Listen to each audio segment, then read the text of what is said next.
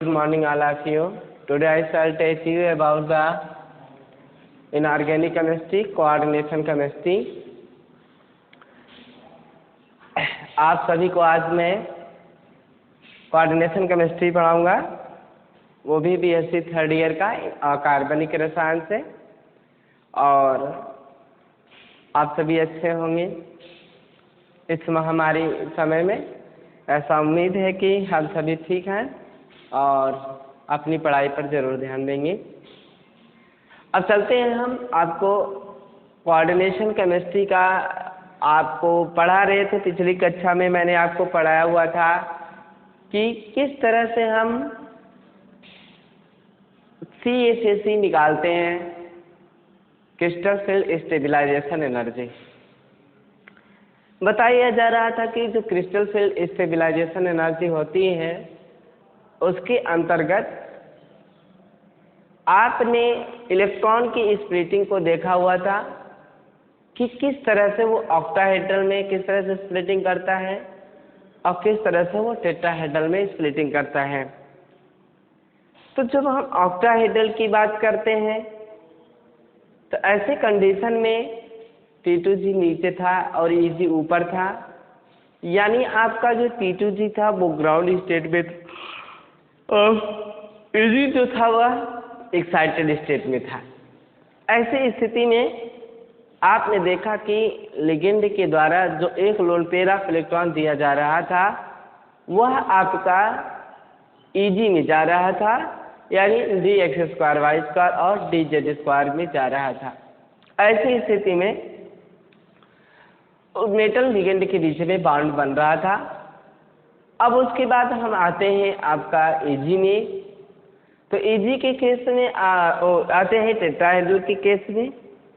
तो टेट्राहेड्रल के केस में आपने पढ़ा हुआ था कि इलेक्ट्रॉन की स्प्लिटिंग होती है केवल हाई स्पिन में, और उसमें जो मैटर था वह यह था कि इलेक्ट्रॉन जब स्प्लिट कर रहा था टेट्राहेड्रल के केस में तो उसकी स्पिन हाई थी। और ऐसे कंडीशन में आपने वहाँ पर एक बात और भी पढ़ा हुआ था कि T2 ऊपर हो जाता है और E नीचे आ जाता है, यानी जो लेटर के 2 ऑर्बिटल्स हैं dx2y² और dz² वो नीचे चले आए थे ग्राउंड स्टेट में, और एक्साइटेड स्टेट में आपका है ना dxy dyz और dyz गया था, ये स्थिति थी। तो वहाँ ये रही बात आपकी CFSE की। CFSE कैसे निकालते हैं? तो CFSE निकालने के लिए मैंने फार्मूला बताया हुआ था आपको कि यदि ऑक्टाहेड्रल कॉम्प्लेक्स है तो ऐसी स्थिति में जो CFSE का मान होगा वह होगा -0.4 P plus 0.6 Q del O हो जाता है। तो ये तरीका था आपका निकालने का और पढ़ने का और पढ़ाने का क्रिस्टल फील्ड थियरी के विषय में। टेट्राहेड्रल के केस में आपका फॉर्मूला बन जाता है -0.6 P प्लस 0.4 Q, इस तरह से होता है। उसके बाद हमने आपको बहुत सारे VBC के भी विषय में बताया हुआ था, लेकिन आज हम आपको यह बताने की कोशिश करेंगे, या हम मान करके चलिए कि यह बताएंगे आपको तो किस तरह से हम CFSE का अप्लाई करते हैं, यानी किस तरह से हम CFSE को ऑलरेडी अपनी केमिस्ट्री के अंदर फॉलो करते हैं, उसका यूज़ क्या है, what is the use, what is the application of CFSE।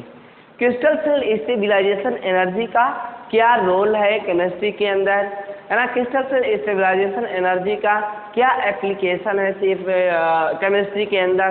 तो आप पहले तो ये जानिए कि क्रिस्टल फील्ड स्टेबलाइजेशन एनर्जी का मतलब ही होता है कि कोई भी कंपाउंड कहाँ पर है और वह किस तरह से क्रिस्टलाइज्ड हो रहा है, उसके क्रिस्टल के फील्ड के अंदर उसके चारों तरफ किस तरह से लिगेंड अपने इलेक्ट्रॉन को दे रहे हैं, कितनी एनर्जी दे रहे हैं उसको ऑलरेडी स्टेबलाइज करने के लिए। तो इसमें से मैं आपको शुरू में बता रहा हूँ कि हेडिंग है आपका एप्लीकेशन ऑफ CFSE यानी कि CFSE का क्या एप्लीकेशन है। तो आप ये जान लीजिए कि स्टेबिलिटी की बात आती है, आपसे मैंने बताया कि CFSE का पूरा नाम होता है क्रिस्टल फील्ड स्टेबिलाईजेशन एनर्जी। क्या होता है CFSE का पूरा नाम? CFSE का पूरा नाम होता है क्रिस्टल फील्ड स्टेबिलाईजेशन एनर्जी होता है। तो इसका मतलब होता है कि क्रिस्टल के फील्ड को स्टेबिलाइज करने के लिए, इसको अस्थायी रूप बनाने के लिए जितनी ऊर्जा की, जितनी एनर्जी की रिक्वायरमेंट होती है उसे हम CFSE के नाम से जानते हैं, उसे हम CFSE कहते हैं। क्लियर हो गया? देखिए, जब हम स्टेबिलाइजेशन की बात करते हैं तो उस एटम की, उस मॉलिक्यूल की साइज बहुत बड़ा फैक्ट हुआ करती है। उसके मॉलिक्यूल्स की जो साइज है इसलिए फैक्ट हुआ करती है क्योंकि कोई भी चीज़ जितनी ही छोटी हुआ करती है, उसकी साइज जितनी ही स्मॉल में हुआ करती है, उतना ही अधिक वो स्टेबल हुआ करता है। तो इसका मतलब हुआ कि स्टेबिलिटी और साइज की कंपैरिजन करें तो यह एक दूसरे के इनवर्सली प्रोपोर्शनल होते हैं, यह एक दूसरे के व्युत्क्रमानुपात में होते हैं। तो आपको मैं यही बताऊंगा कि और कोई भी चीज़ें छोटी क्यों हो जाती हैं, हालांकि वो कैसी एनर्जी पा जाती कि छोटी हो जाती हैं। तो आपको एक मैं कंसेप्ट दे रहा हूँ जिसका नाम होता है जोड़ू तोड़ू। आप यहाँ पर एक ट्रिक देख लीजिएगा, जोड़ू तोड़ू का यह क्या है कि नहीं। जब कोई चीज़ जोड़ने की बात आती है तो वहाँ पर लैटिस एनर्जी होती है। कौन सी एनर्जी होती है? लैटिस एनर्जी होती है। और जब कहीं तोड़ने की बात आती है तो वहाँ पर क्या होती है? हाइड्रेशन एनर्जी होती है। क्या होती है वहाँ पे? हाइड्रेशन एनर्जी होती है। ये क्लियर हो गया आपका? जोड़ू तोड़ू। तो जोड़ू तोड़ू का मतलब होता है कि जिसके अंदर लैटिस एनर्जी ज़्यादा होगी वह किसी भी वस्तु को जोड़ने का काम करता है ना। जैसे NaCl की बात कर लीजिए, नमक है ना, सोडियम क्लोराइड है। सोडियम क्लोराइड में सोडियम ठोस होता है और क्लोरीन जो होता है वह ऑलरेडी एक एनायन होता है, एक एनायन एटम होता है। लेकिन अगर मैं उसे सोडियम एटम होता है और क्लोरीन गैस होती है, Cl2 के रूप में होती है, और ऐसी स्थिति में मैटर वहाँ पे यह फंसता है कि सोडियम क्लोरीन से जुड़ने की कोशिश करता है, पर दोनों का फेज समान नहीं है। जब फेज समान है ही नहीं तो मॉलिक्यूल्स या एटम कैसे एक दूसरे के साथ जोड़ सकते हैं, है कि नहीं। यानी कि अगर कोई ठोस अवस्था में होगा और ये कोई गैस अवस्था में है या कोई द्रव अवस्था में है तो ऑलरेडी उस ठोस को द्रव में आना पड़ेगा, तभी जा कर के आपका ऑलरेडी कोई बॉन्ड बन सकता है। इसलिए क्लोरीन सोडियम से कहता है कि जनाब मैं आपके साथ नहीं जुड़ सकता हूँ। इसलिए नहीं जुड़ सकता हूँ क्योंकि आपके अंदर एटम है, आप अमर मॉलिक्यूल्स हों, है कि नहीं। तो इसमें होता क्या है कि सॉल्वेशन एनर्जी के द्वारा सोडियम लिक्विड फेज में, गैसीय फेज में आता है और डिसोसिएशन एनर्जी के द्वारा क्लोरीन जो होता है वह गैसियस एटम में आता है और इस तरह से दोनों के बीच में एक बॉन्ड बनता है और बॉन्ड बनने के बाद नमक बनता है। लेकिन वहाँ पर एक लैटिस एनर्जी प्राप्त होती है, लैटिस एनर्जी वहाँ पे रिलीज होती है। तो कहने का मतलब यह होता है कि जब लैटिस एनर्जी कहीं पे रिलीज हो, है ना, तो वह ऑलरेडी किसी भी पदार्थ को सॉलिड में बनाने का काम किया करता है, उसे सॉलिड कर देता है। लैटिस एनर्जी जितना ही ज़्यादा होता है वह उतना ही अधिक सॉलिड हुआ करता है, इस चीज़ को मत भूलिएगा। आगे हम बात करते हैं हाइड्रेशन एनर्जी की। तो हाइड्रेशन एनर्जी जैसे आप देखे हैं कि चीनी को जैसे ही पानी में डाला जाता है ऑलरेडी जो चीनी होता है वह पानी में घुलने लगता है। जनाब थोड़ी देर के लिए यह सोचिए कि चीनी पानी में क्यों घुला और पानी के अंदर यह शक्ति कहाँ से आई कि किसी भी चीज़ को घोलने लगती है। उसके पास इतनी तरलता है, इतनी सरलता है, तब भी वह क्या कर लेता है, किसी चीज़ को घोल लेता है। इसलिए हमें भी दैनिक जीवन में सरल स्वभाव का होना चाहिए ताकि हम किसी को भी घोल सकें। तो आप इस चीज़ को केयर करिएगा कि सरलता आप देखने में सरलता होती है, लेकिन पानी के अंदर इतनी सिंप्लिसिटी है, इतनी सरलता है, लेकिन इसके पास बहुत बड़ी पावर है जिसे हम हाइड्रेशन एनर्जी के नाम से जान रहे हैं।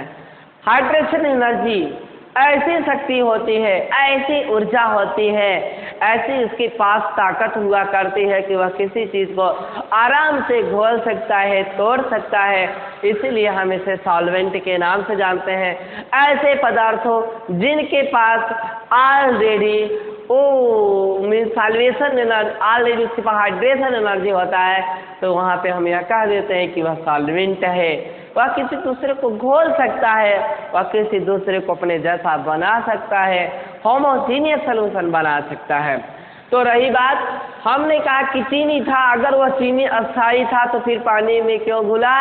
इसका मतलब कि वह पानी में अस्थायी है, इसलिए वह पानी में घुल रहा है, और पानी जैसे जैसे घुलने लगता है उसकी साइज छोटी होने लगती है, और उसकी साइज जैसे जैसे छोटी होने लगती है वह स्टेबिलिटी की तरफ बढ़ने लगता है। तो छात्रों इस बात को ध्यान रखिएगा कि किस तरह से, यानी हमारा कहने का मतलब यह है कि जो हमारा हाइड्रेशन एनर्जी है ऑलरेडी जितना अधिक होगा CFSE उतना ही ज़्यादा होगा।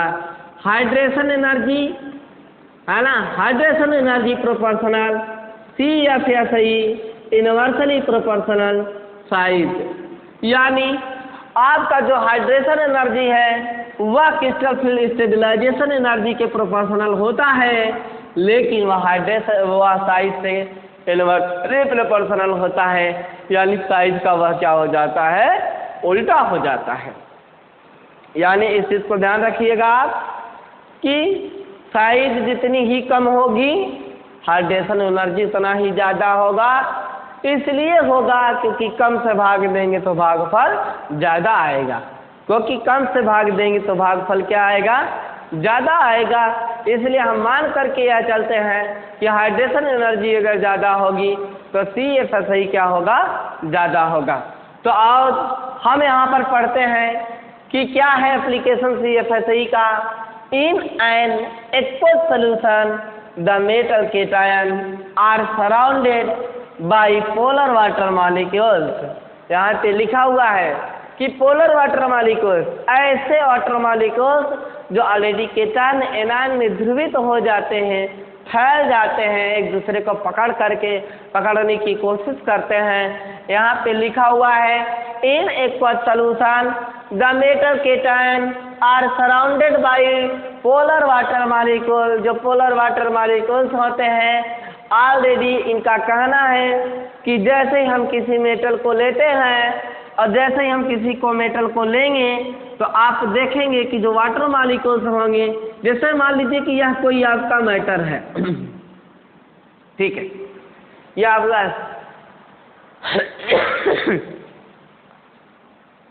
यह आपका क्या है, मैटर है, कोई पदार्थ है, ठीक है, यह आपका कोई पदार्थ है। अब यहाँ पे वाटर मॉलिक्यूल्स आएगा चारों तरफ से, पोलर,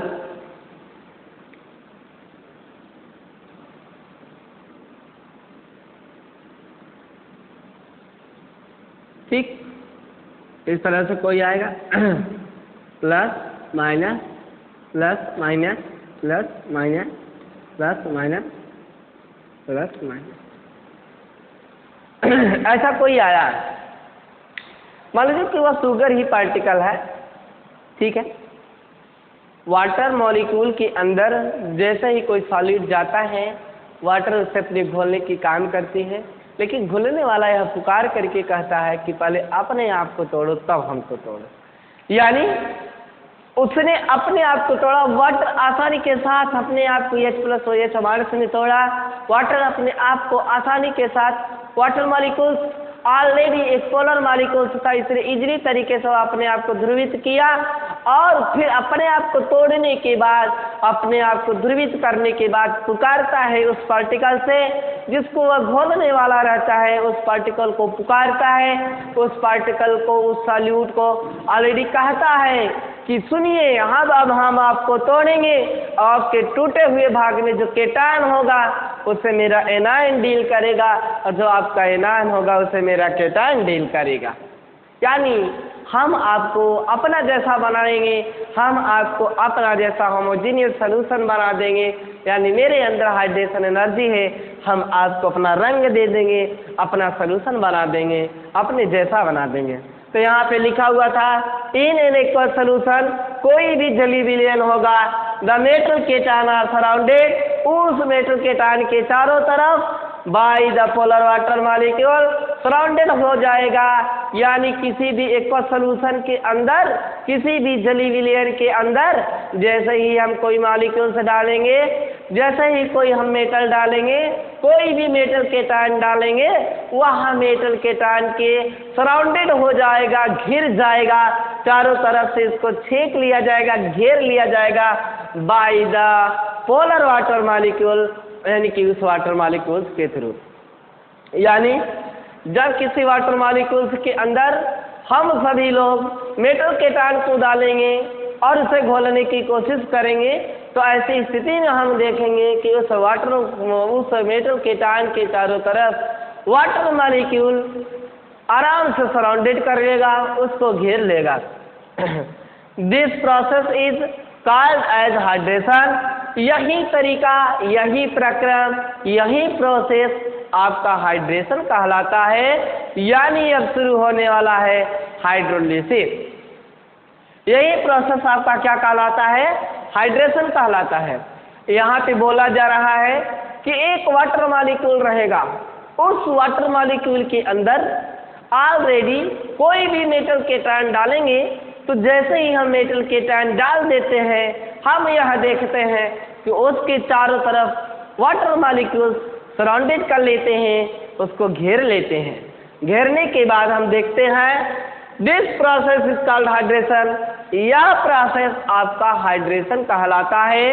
यानी अब हम मेटल केटायन को हाइड्रेशन कर रहे हैं, हम उसे तोड़ने की कोशिश कर रहे हैं। ये तरीका होता है। There are 6 water molecule.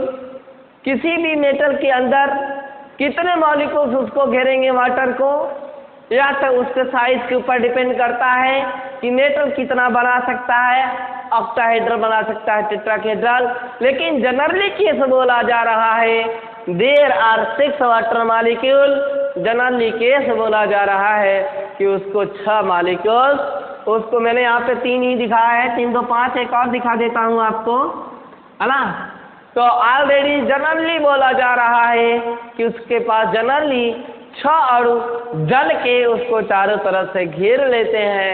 यानी 6 water molecule surrounded it, 6 water molecules उसको क्या कर लेते हैं, चारों तरफ से उसको छेक लेते हैं, घेर लेते हैं, आसानी के साथ उसे तोड़ने की कोशिश करते हैं।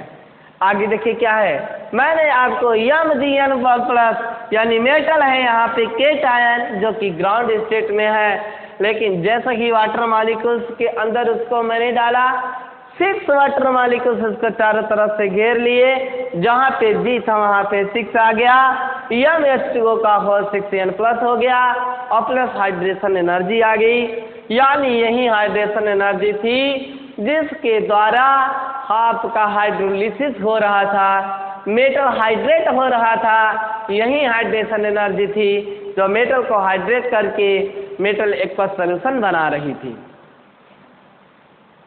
There are 6 water molecules in the primary hydration sphere around the metal cation to form a octahedral aqua complex। आपको बताया जा रहा है कि पहली प्राइमरी प्रोसेस में आप जैसे ही डाले थे उसके अंदर, जैसे ही आपने मेटल को डाला है सॉल्यूशन के अंदर, आपको बताया जा रहा है कि पहली प्राइमरी सेक्शन में प्राइमरी प्रोसेस के अंदर हुआ क्या प्राइमरी प्रोसेस के अंदर हुआ क्या, प्राइमरी प्रोसेस के अंदर 6 वाटर मॉलिक्यूल्स उस मेटल केटायन को चारों तरफ से घेरते हैं। यानी आपके क्रिस्टल फील्ड का जो स्फीयर था, क्रिस्टल के चारों तरफ का जो स्फीयर था, उस स्फीयर के अंदर 6 वाटर मॉलिक्यूल आसानी के साथ आए, और जैसे ही 6 मॉलिक्यूल्स आसानी के साथ आए हैं, तुरंत आपने वहाँ पे देखा कि ऑलरेडी कहने का मतलब यह है कि पहला जो स्टेज होगा, जैसे ही आप मेटल को वाटर के अंदर डालेंगे, उसके चारों तरफ 6 वाटर मॉलिक्यूल्स, 6 वाटर मॉलिक्यूल्स उसको चारों तरफ से सराउंडेड कर लेंगे और उसे ऑक्टाहेड्रल एक्वा कॉम्प्लेक्स बना देंगे। उसे क्या बना देंगे? ऑक्टाहेड्रल एक्वा कॉम्प्लेक्स बना देंगे। अब मैं आपको थोड़ा सा आगे और भी बता रहा हूँ इस पर किस तरह से होगा।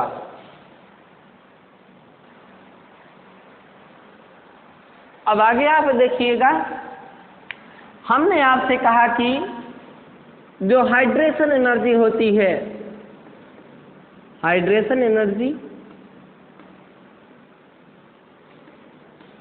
वह किसी चीज को जोड़ने का काम करती है।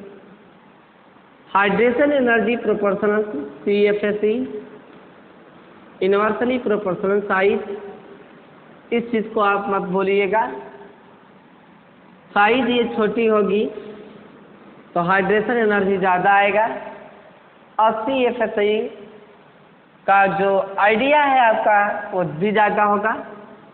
CFSE का पूरा नाम होता है क्रिस्टल फील्ड स्टेबिलाईजेशन एनर्जी।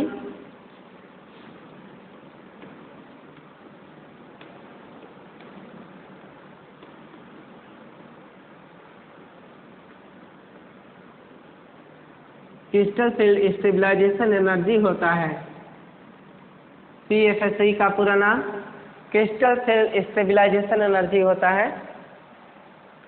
चलिए यहाँ पर हम आपको ग्राफ दिखा रहे हैं हाइड्रेशन एनर्जी और साइज के बीच का संबंध। और वो भी आपका फर्स्ट ट्रांजिशन सीरीज में। यहाँ पर हम आपको हाइड्रेशन एनर्जी दिखाएंगे।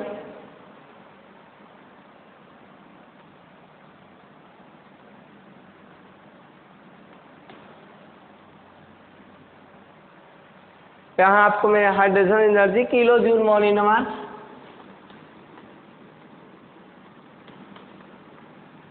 तो इधर आप हाइड्रेशन एनर्जी देखिएगा और इधर आप साइज देखेंगे। क्लियर हो गया? आपको हाइड्रेशन एनर्जी के रूप में बता दें हम, जैसे मान लीजिए यहाँ पे 2100 कैलोरी, दो ठो बढ़ा दे रहे हैं, यहाँ पे 2300, यहाँ पे 2700, और आपका यहाँ पे 2300 के बाद 2500, यहाँ आपका 2700, इस तरह से कुछ है। साइज की बात करते हैं तो यहाँ पर हो जाएगा calcium 2+, scandium, titanium, vanadium, chromium, manganese, iron, cobalt, nickel, copper और जिंक। चलिए इस तरह से मैंने कर दिया है। अब आप देखेंगे कि वेनेडियम तक हाइड्रेशन एनर्जी और साइज दोनों साथ में बढ़ रहा है। आपने देखा कि वेनेडियम तक हाइड्रेशन एनर्जी और साइज दोनों एक दूसरे के प्रोपोर्शनल हैं, जबकि होने क्या चाहिए? इनवर्सली प्रोपोर्शनल होने चाहिए।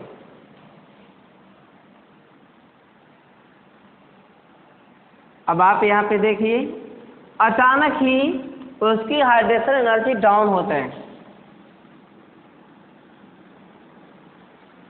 ये अब इसकी हाइड्रेशन एनर्जी इतना नहीं डाउन है कि वह टाइटेनियम से कम हो जाए,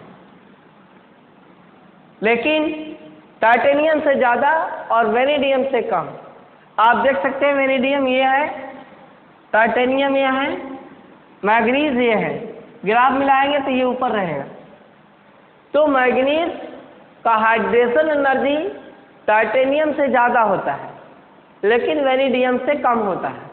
इस चीज़ को क्लियर करिए। फिर अचानक देखिए आप निकिल तक फिर बढ़ता है, निकिल तक फिर बढ़ता है, लेकिन अचानक कॉपर और जिंक की तरफ डाउन हो जाते हैं। तो इस तरह से इसमें होता क्या है कि मैग्नीज की हाइड्रेशन एनर्जी और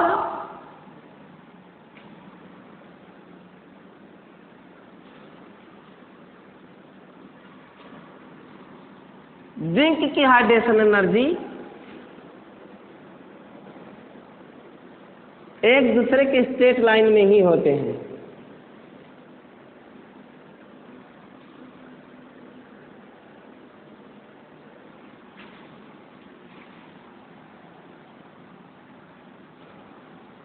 सीधा एक स्ट्रेट लाइन मिलता है।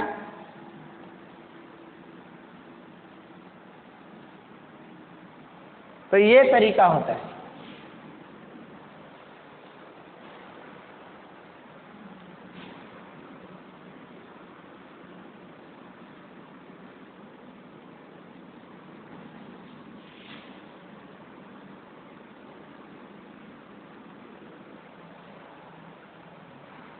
तो एक बार मैं एक्सप्लेन कर दे रहा हूँ। आप यहाँ देख सकते हैं calcium quartz, scandium, titanium, vanadium.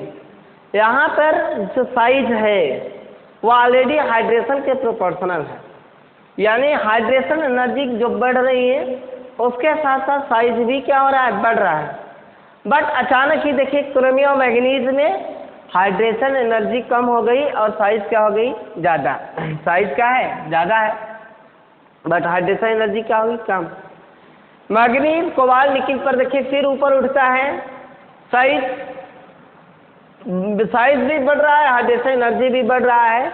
But copper और जिंक में देखिए डाउन हो गया, है ना। साइज क्या हो गई, बढ़ रही थी, लेकिन उसकी हाइड्रेशन एनर्जी क्या होगी, कम हो गई।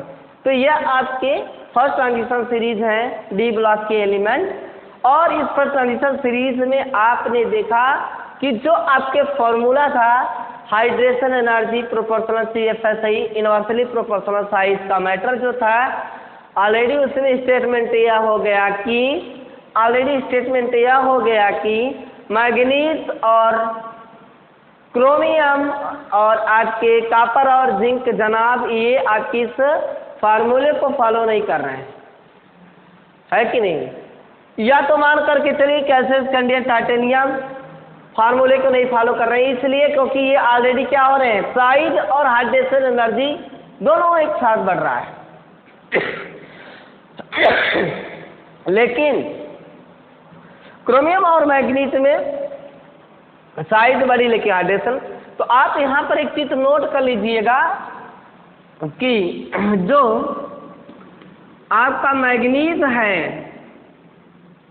मैग्नीज की हाइड्रेशन एनर्जी टाइटेनियम से ज़्यादा होती है, लेकिन वेनेडियम की ऑलरेडी वेनेडियम की जो हाइड्रेशन एनर्जी है वह मैग्नीज से ज़्यादा होती है। इसलिए घटता हुआ क्रम अगर इन तीनों के बीच में हम बनाएंगे तो बनता जनाब यह है vanadium is greater than manganese is greater than titanium.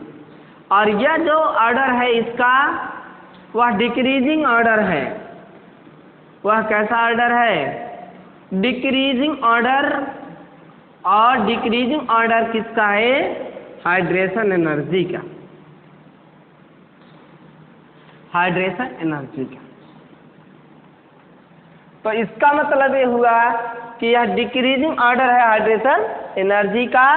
इसका मतलब यह हुआ कि इनकी हाइड्रेशन एनर्जी ज़्यादा है, फिर इससे कम इनकी है, फिर इनसे कम इनकी है। लेकिन अगर इनका इंक्रीजिंग ऑर्डर आप साइज करेंगे तो ऑलरेडी इसी किसी का उल्टा हो जाएगा। ठीक है, तो आपने देखा अक्सर जो कंपटीशन में पूछता है यही होता है कि ऑर्डर रहता है और आपको जो राइट ऑर्डर है, जो ट्रू ऑर्डर है, जो करेक्ट ऑर्डर है, उसी को चूज करना होता है, उसी को आपको सिलेक्ट करना होता है। तो आप यहाँ पर हाइड्रेशन एनर्जी, मैंने आपसे को कहा कि हाइड्रेशन एनर्जी जो होता है वह ऑलरेडी किसी वस्तु को घोलने का कार्य करता है, किसी चीज़ को सॉल्यूशन बना देता है। और मैंने आपको यह बताया कि जैसे जैसे कोई वस्तु घुलने लगती है वह अपनी स्टेबिलिटी की तरफ बढ़ने लगती है। और यह ग्राफ जो मैंने बनाया है एप्लीकेशन ऑफ CFSI का, एग्ज़ाम में सबसे पहले इसी ग्राफ को शो करना पड़ता है, क्योंकि जो आपके कॉपी चेक करने वाले हैं तो वही इसी से पता लगा लेते हैं कि आपने जो ग्राफ बनाया हुआ है वह गलत है कि सही है। अगर आपने ग्राफ को सही किया हुआ है, सही से बनाया है, तो वो जान लेंगे कि आपने हाइड्रेशन एनर्जी के विषय में आपको ऑलरेडी इसके बारे में पता है और आप इसे अच्छी तरह से जानते हैं। तो आपने देखा कि किस तरह से एक जिगजैग ग्राफ आया है, टेढ़ा मेढ़ा ग्राफ आया है। और यहाँ पर आपने देखा कि कुछ लोगों ने साइज को फॉलो किया, हाइड्रेशन एनर्जी के रूल को फॉलो किया, लेकिन कुछ लोग ऐसे भी थे जो साइज और हाइड्रेशन एनर्जी के रूल को फॉलो नहीं किए।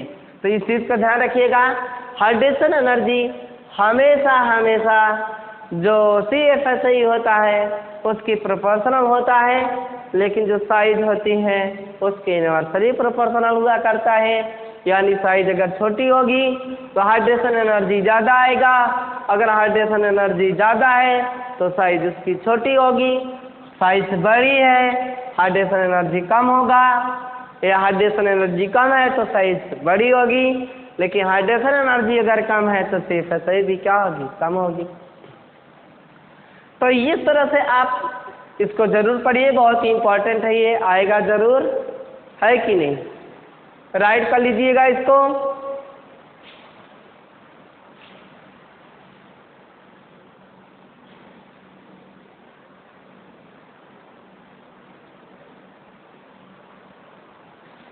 तो आपने देखा कि हाइड्रेशन एनर्जी पहला एप्लीकेशन था,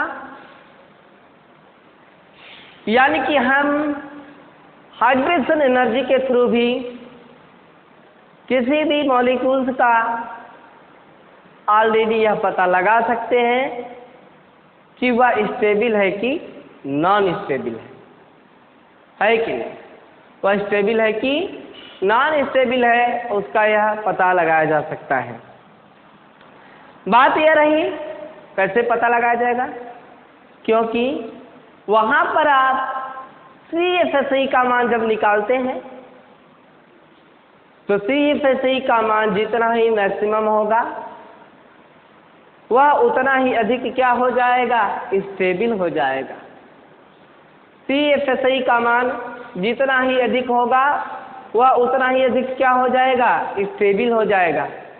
और जैसे ही CFSI का मान अधिक आया तुरंत हम यह जान लेंगे कि इसमें ऑलरेडी हाइड्रेशन एनर्जी भी ज़्यादा है कि? जैसे ही हम CFSI को जान लेंगे तुरंत उसमें हम यह भी जान लेंगे कि इसमें हाइड्रेशन एनर्जी ज़्यादा है, और यही कारण है कि इसकी साइज क्या है? छोटी। तुरंत हम स्टेबिलिटी की तरफ मुँह कर जाएंगे और यह घोषित कर देंगे कि उसकी साइज क्या है? छोटी है। हाइड्रेशन एनर्जी क्या है? ज़्यादा है। CFSI क्या है? ज़्यादा है, इसलिए अधिक स्टेबल है कि नहीं? तो इस पर जो क्वेश्चन आई है, बट इस पर जो क्वेश्चन पूछता है ऐसे पूछता है, right the application of CFSI। अगर इस तरह से उसने पूछा right the application of CFSE, तो यह मान करके चलिएगा कि आप वहाँ पर आपको ऑलरेडी लॉन्ग में पूछ रहा है। अगर उसने पूछा right the application of CFSE, तो इसका मतलब कि वह लॉन्ग में पूछ रहा है और आपको उसे लॉन्ग में आंसर देना होगा और मैक्सिमम नंबर भी रहता है। लेकिन यह उसने पूछा कि right the short note on the hydration energy, यानी जो आपका हाइड्रेशन एनर्जी है उस पर आप शॉर्ट नोट लिखिए, शॉर्ट मैटर लिखिए कि हाइड्रेशन एनर्जी क्या है, उस पर मैटर लिखिए।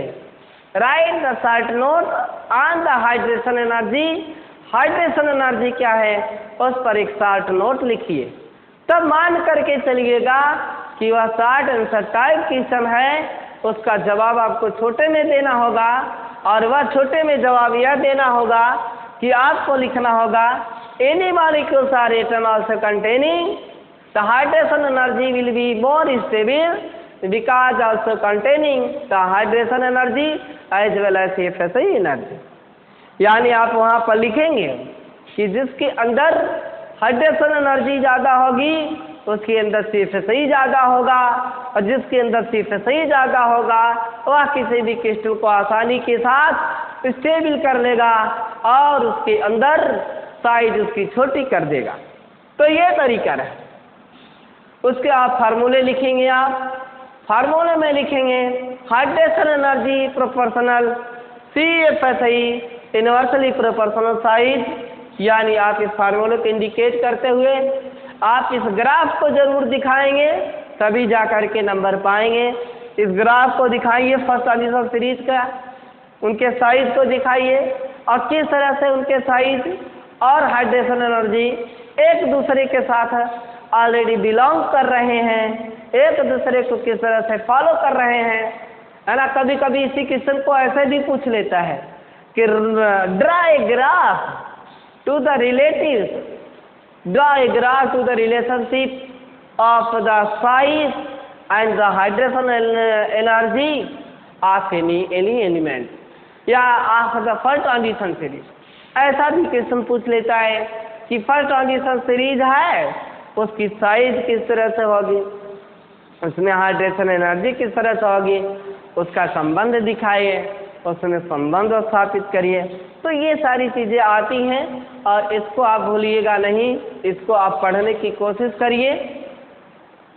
तो आपने देखा कि any hydration energy indicate the size means that if any molecules also containing more hydration energy then will be those types of molecules also containing those types of atoms also containing more CFSE as well as decreasing the size the late but the stability is more। उसकी stability मोर हो जाएगी, size उसकी decrease हो जाएगी। so that we consider the first transition series also having scandium, titanium, vanadium, chromium, manganese, iron, cobalt, nickel, copper, zinc। Also in this graph you can see here there are three elements of the first transition series. We consider the calcium, scandium, titanium as well as vanadium is directly proportional to the CFSE and hydrogen energy and the size, but suddenly down the graph and the increasing of size chromium and manganese here but the hydrogen is less, but suddenly again graph we consider the high levels as well as manganese, cobalt, nickel, but suddenly down the graph copper and zinc and indicate that here the copper and zinc, manganese, zinc and manganese and calcium hydrogen energy to the each other indicate the straight line। Straight line में एक दूसरे की already hydration energy का graph आ रहा है। तो ये तरीका था आपका और इसे आप राइट कर लीजिए।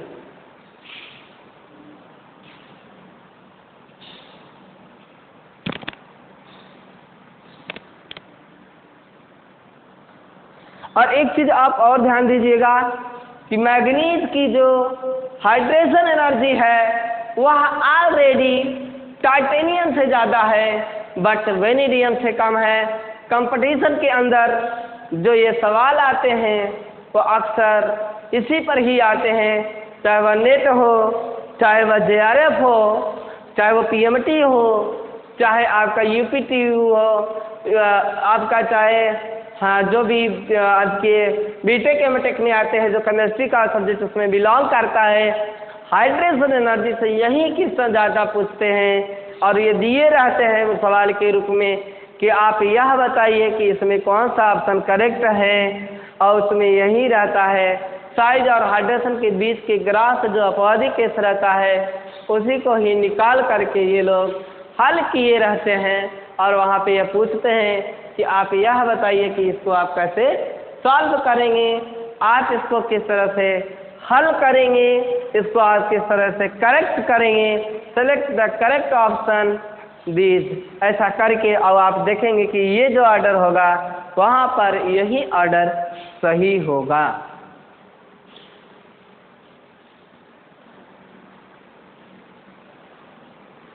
अब उसके बाद हम आपको बताएंगे कि किस तरह से हम CFSE के द्वारा यह जान लेते हैं कि कौन सी कब लो स्पिन करेगा लिगेंड का इलेक्ट्रॉन, कब हाई स्पिन करेगा, है कि ये भी जान लेते हैं।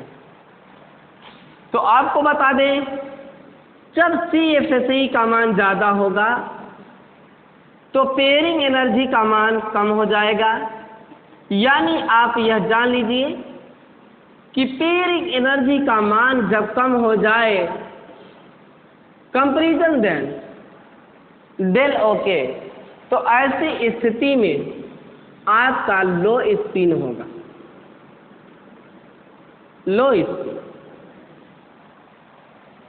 इस चीज को ध्यान रखिएगा कि जब भी पेयरिंग एनर्जी का मान क्या हो जाए, ज़्यादा हो जाए, किससे ज़्यादा हो जाए, पेयरिंग एनर्जी का मान कम हो जाए, किससे, CFSE से। क्रिस्टल फील्ड स्टेबिलाईजेशन है भाई मेरे, CFSE है ये, इसको मत भूलिएगा, यह आपका CFSE है, क्रिस्टल फील्ड स्टेबिलाईजेशन एनर्जी है।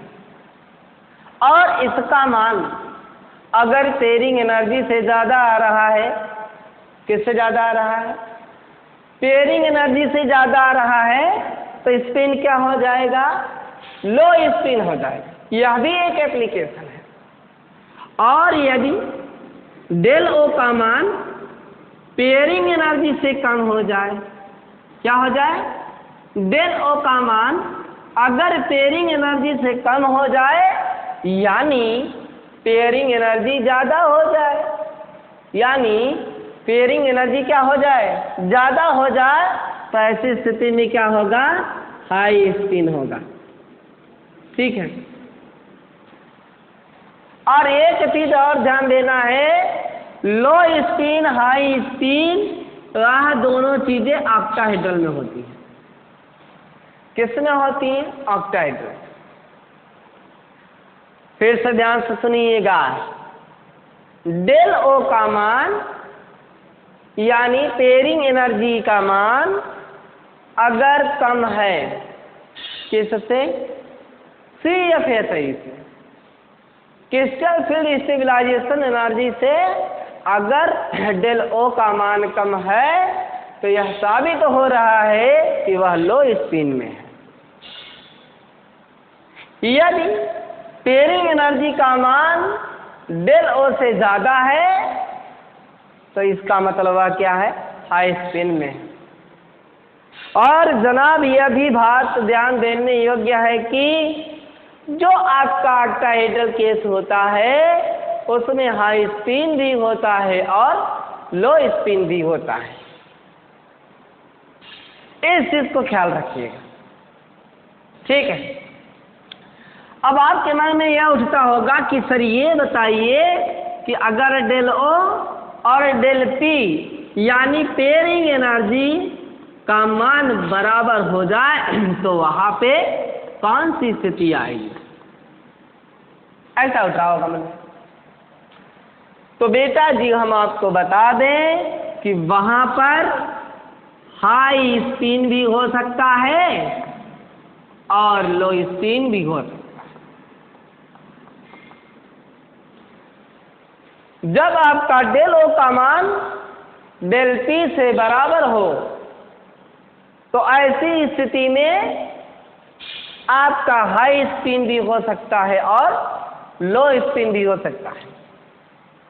और इस चीज को केयर करिएगा कि हाई स्पिन टेट्राहेड्रल के केस में भी होता है।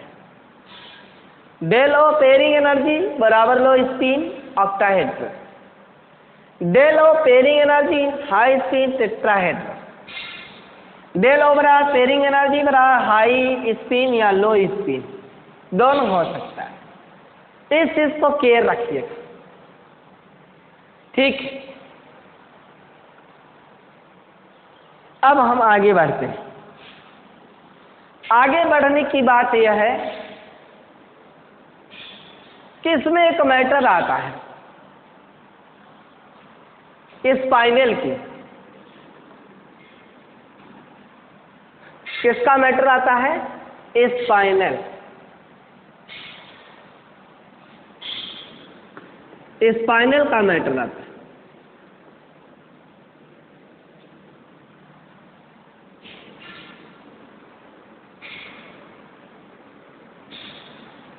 स्पाइनल क्या होता है?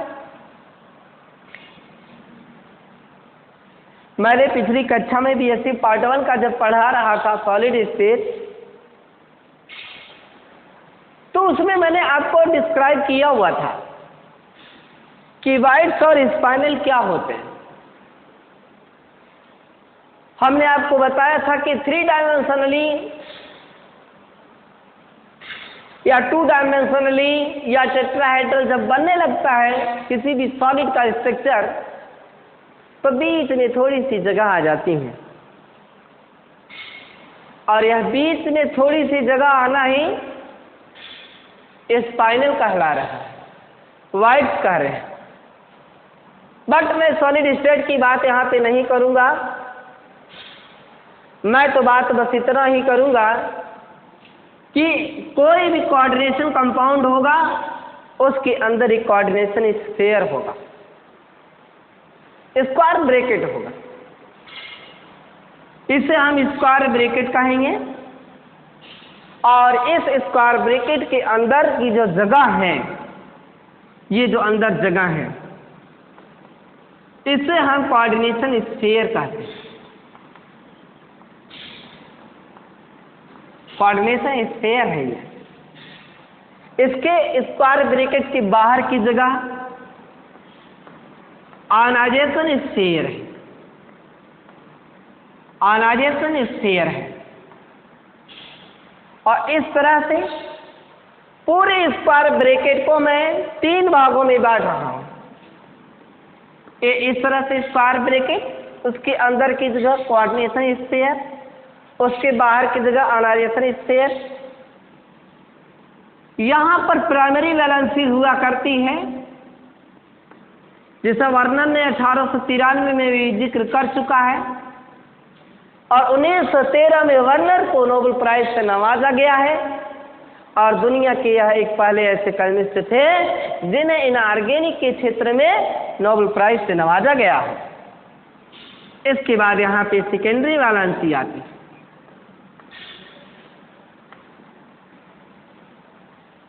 लेकिन आपको हम बता दें,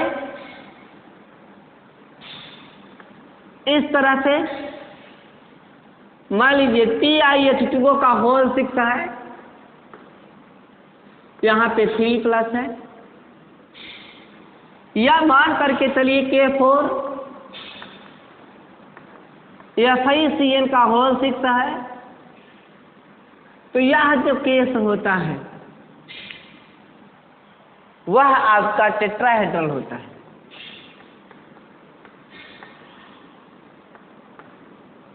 और यह जो केस होता है यह आपका ऑक्टाहेड्रल होता है। और जो यह केस होता है वह आपका लैटिस पॉइंट होता है।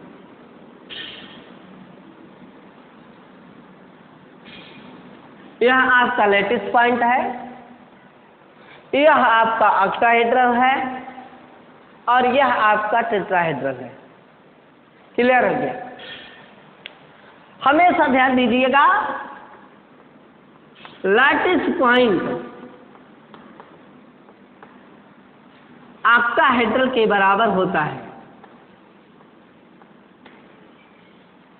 और अगर हम ऑक्टाहेड्रल को टेट्राहेड्रल के बराबर करें तो ऑक्टाहेड्रल बराबर होता है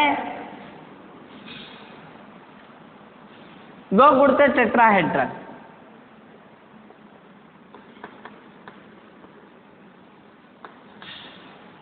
ये होता है 2 गुना हो जाता है, ये होता है।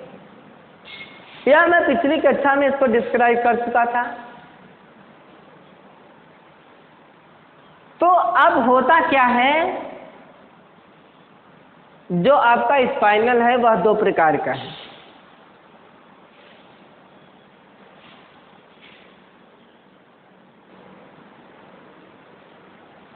जो आपका स्पाइनल है यह 2 प्रकार का है।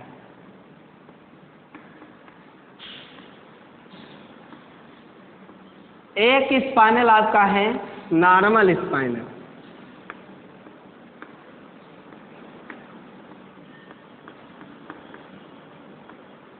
नॉर्मल स्पाइनल, और एक आपका है इनवर्स।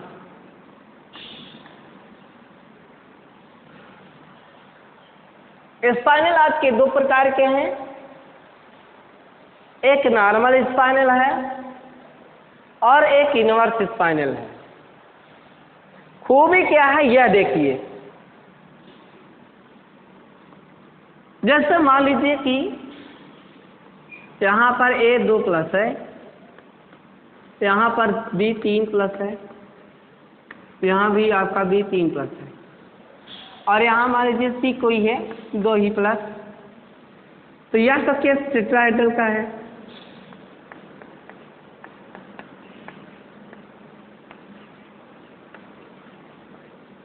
यह केस किसका है? टेट्राहेड्रल का है। और यह सारा केस किसका है? ऑक्टाहेड्रल का है। और यह केस किसका है? लैटिस पॉइंट का है ना। तो इस तरह से है। तो जब आपका ऑक्टाहेड्रल केस में केवल आपके सेम आयन मिले, सेम केटान मिले, है कि जनाब एक चीज तो ध्यान दीजिएगा, यह भी साइज के ऊपर निर्भर करता है। आप ही बताइए, अगर वाइड्स के अंदर साइज कम हो, वाइड्स के अंदर जगह कम हो, जैसे मान लीजिए 3 पार्टिकल हैं आपस में जुड़े हैं, यही वाइड्स है, वाइड्स या स्पाइनल यही है। तो अगर ये जुड़ा हुआ है कि नहीं? अब यहाँ बताइए, यहाँ ऑक्टाहेड्रल आ सकता है? नहीं आ सकता। क्यों नहीं आ सकता? भाई इसमें जगह रहेगी तब तो आएगा। तो वाइड्स के साइज के ऊपर डिपेंड करता है कि वह इनवर्स स्पाइनल बना रहा है कि नॉर्मल, उसके ऊपर निर्भर करते हैं। क्योंकि अगर ऑक्टाहेड्रल वाइड्स होगी तो उसके अंदर टेट्राहेड्रल भी आ सकता है और ऑक्टाहेड्रल भी आ सकता है। साइज अगर बड़ी होगी और साइज जब छोटी होगी तो कन्फर्म है कि उसमें केवल अगर टेट्राहेड्रल की जगह है तो वहाँ ऑक्टाहेड्रल नहीं आ सकता है। तो साइज छोटी की कंडीशन में हम यह कह सकते हैं कि जो आपका स्पाइनल होगा वह नॉर्मल हो सकता है, कन्फर्म है। लेकिन वाइड्स जब बड़ी होगी, ज़्यादा बड़ा सा होगा ऐसे कंडीशन में आपका जो स्पाइनल है वह इन्वर्स हो जाता है। इन्वर्स का कंडीशन यह है कि ऑलरेडी जो ए है वह अंदर चला जाए और बी एक वहां से बाहर निकल डिफरकेट आए। यह स्थिति, अगर ऐसी स्थिति आ रही है तो इसका मतलब वहां पे वो क्या हो रहा है, इन्वर्स हो रहा है। अगर ऐसी स्थिति आ रही है तो इसका मतलब वो वहां पे क्या हो रहा है, नॉर्मल हो रहा है। तो इस चीज को केयर करना होगा हमें और आपको कि नॉर्मल हम कब जान लेते हैं और इन्वर्स कब हम जान लेते हैं। तो नॉर्मल के लिए ऑलरेडी वाइड छोटी होनी चाहिए, केवल टेट्राहेड्रल ही वहां पे शिफ्ट होना चाहिए, एक ही प्रकार का केटन। लेकिन हम पढ़ क्या रहे हैं दिन, एप्लीकेशन ऑफ CFSE, क्या पढ़ रहे हैं, CFSE। तो CFSE के तहत हम यह कैसे जानेंगे, यानी जनाब आप हमसे यह पूछ सकते हैं सर कि किसी का भी CFSE अगर हम निकाल लेते हैं तो हम यह कैसे डिटरमाइन कर लेंगे कि यह नॉर्मल स्पाइनल है कि और इन्वर्स है। जनाब बहुत ही महत्वपूर्ण सवाल है, इस पर न्यूमेरिकल बड़ा जबरदस्त पूछता है। तो आपको भी हम दिखाएंगे कैसे जान लेते हैं। इसमें करते क्या है कि जो आपको मेटल कंपाउंड दिया रहेगा, जो आपको कोऑर्डिनेशन कंपाउंड दिया रहेगा, उसका जो सेंट्रल मेटल एटम होगा, उसका जो सेंट्रल एटम होगा उसके वेरिएबल ऑक्सीडेशन नंबर कंटेन किए रहेंगे और बारी बारी से उसके वेरिएबल ऑक्सीडेशन नंबर लेकर के हम हर एक केस पर, ऑक्टाहेड्रल टेट्राहेड्रल केस पर हम इसके CFSE के मान को निकालेंगे। और जैसे ही इसके मान को हम निकालेंगे तो उसमें हम यह कंपैरिजन करेंगे कि किस मान पर, किस जगह पर इसका जो CFSE है ज़्यादा स्टेबल है, यानी किस जगह हम इसको रखें कि यह ज़्यादा स्टेबल हो जाए। ऐसी जगह हम इसको रख दें कि वह स्टेबल हो जाए तो आप देखेंगे कि उसमें कुछ वही मेटल वेरिएबल ऑक्सीडेशन नंबर के होने की वजह से किसी जगह पे ज़्यादा स्टेबल होगा, किसी जगह पे कम होगा। तो ऐसे कंडीशन में हम क्लियर कर लेते हैं कि अगर वही वेरिएबल, वही ऑक्सीडेशन नंबर वाला मेटल दोनों पर बता रहा है, टेट्राहेड्रल पे ऑक्टाहेड्रल पे भी स्टेबिलिटी बता रहा है, तो वहाँ पर इन्वर्स होने की संभावना ज़्यादा है और हो भी जाता है। आयरन अक्सर इन्वर्स देता है, इसको नोट कर लीजिएगा।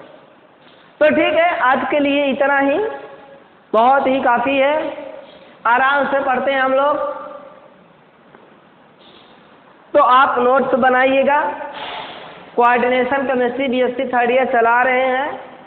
इसके पहले भी metal ligand bonding transition metal complexes मैंने आपको पढ़ाया था, जिसमें वैलेंस बांड थ्योरी मैंने डिटेल पढ़ाया, और साथ ही साथ मैंने आपको यह भी बताया कि किस तरह से उसकी लिमिटेशन हुआ करती है, वैलेंस बांड थ्योरी की उसकी क्या लिमिट हुआ करती है, किस तरह से वह कितनी चीज़ों को एक्सप्लेन कर सकता है, कितनी चीज़ों को नहीं कर सकता है।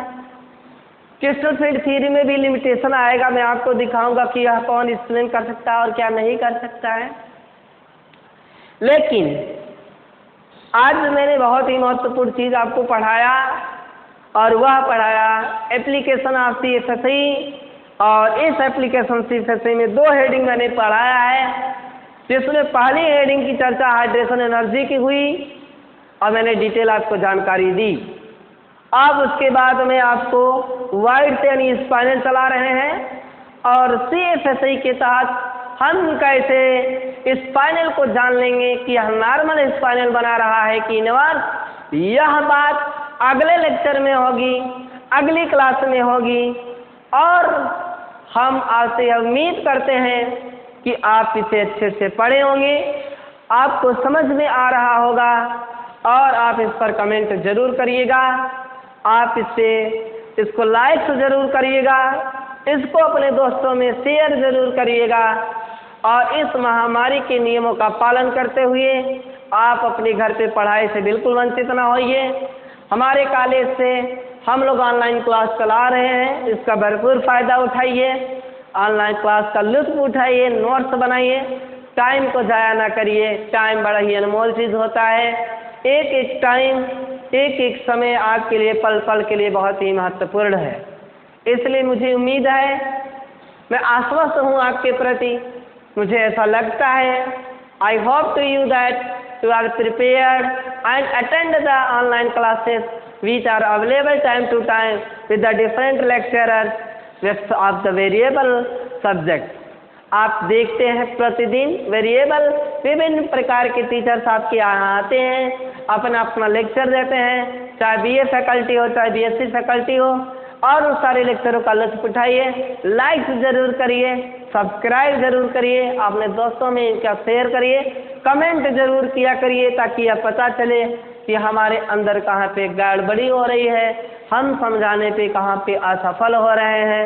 इस चीज़ को ज़रूर ध्यान दीजिएगा, पढ़ाई जम करके करिएगा। और इसी के साथ मैं आपको आज के इस परिवार क्लास की समापन करता हूँ। जय हिंद, जय भारत।